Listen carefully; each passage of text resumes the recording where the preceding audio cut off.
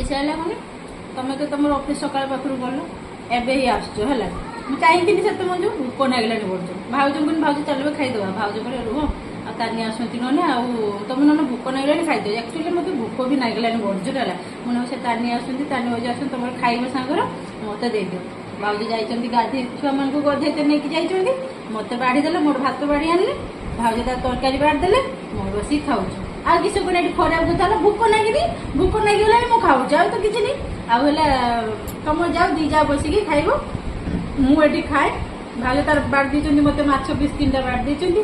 ମାଛ 3ଟା ଜମା ଆଣିଛ ଆଉ ଦେବେ ନା ଆଣିକି?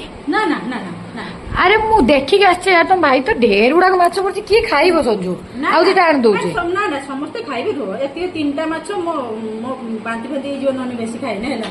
ଏଇ ମାଛ ଭଜା ରହିଲାଣି ମାଛ ଆଣିବ ଯେ କହୁଛୁ ତମେ କିଏ ଖାଇବି କହୁନ।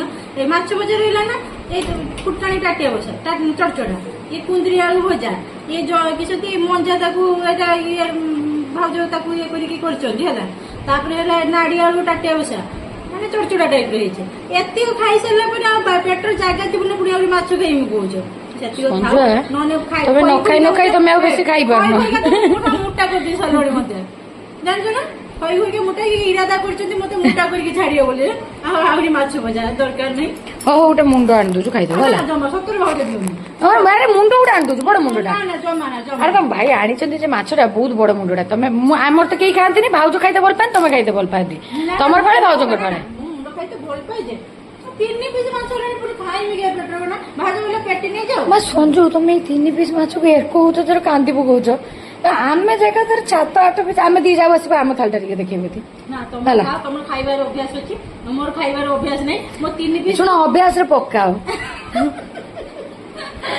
ମୁଁ ଖାଇପାରିବିନି 7-8 ପିସ୍ ଆଉ ମୋର 3 ପିସ୍ ର ମୋର ଯଥେଷ୍ଟ। ତମେ ଖାଇଲେ ତମେ ଯାଅ ଖାଇଦବ ବାଡି ବୁଡାକି ଖାଇଦବ ଯାଅ ରେଡି ହେଲାଣି ମତେ ସତରେ ଭୋକ ଲାଗିଲାନି ସେ ନେଇ ବସିବନି। ହଉ ଖାଇଦିଅ ଯାଅ ବାଡି ବୁଡା ଖାଇଦବ। ଓକେ ମା ଖାଇଦିଅ।